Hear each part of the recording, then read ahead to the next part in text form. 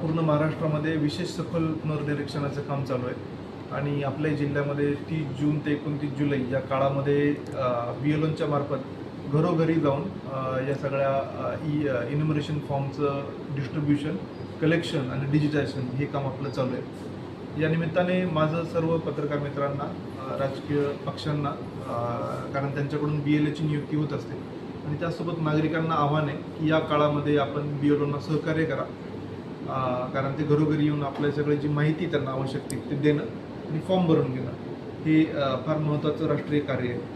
आणि आत्तापर्यंत आपण या सगळ्या प्रक्रियेमध्ये 3000पेक्षा जास्त BLO, 308 सुपरवायझर आणि साधारणतः 125 AERO म्हणजे सहाय्यक मतदार नोंदणी अधिकारी यांची नेमणूक केली आणि आत्तापर्यंत आपल्या जिल्ह्यामध्ये 33% जे फॉर्म्स आहेत हे कलेक्ट झालेत आणि 7.62 डिजिटाईज झाले.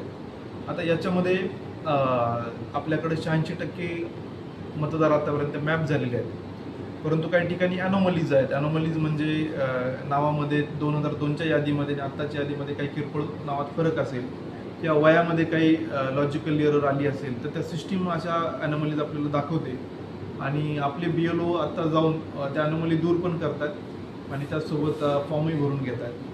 त्यासोबत जे आपल्याकडं स्थलांतरित आहेत लोक किंवा जे रोजगारासाठी किंवा जॉबसाठी, शिक्षणासाठी बाहेर गेले आहेत त्यांनाही ऑनलाईन ही सुविधा उपलब्ध करून देण्यात आलेली आहे. त्यासाठी आम्ही एक वेगळा व्हिडिओ बनवतो आहे. परंतु या निमित्ताने सर्व माझं नागरिकांना आव्हान आहे की आपण लवकरात लवकर ही सगळी प्रक्रिया पूर्ण होईल या पद्धतीने आमच्या ज्या BLOना सूचना आहेत तर आपण सहकार्य करावं. कारण BLOंसोबत ही एक्झरसाईज फार मोठी असल्यामुळं त्यांना सहाय्यक पण आपण दिलेले आहेत. कोतवाल आहे, पोलीस पाटील, अंगणवाडी सेविका, आशा, ग्रामसेवक, तलाठी हे पण सगळे या प्रक्रियेमध्ये इन्व्हॉल्व आहेत आणि मला खात्री आहे की नांदेड जिल्ह्यामध्ये विहित मर्यादेच्या आतच हे काम अत्यंत गुणवत्तापूर्ण पद्धतीने पूर्ण होईल.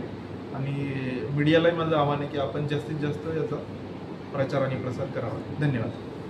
33% आपलं मॅपिंग झालं आहे म्हणून आता आपण सांग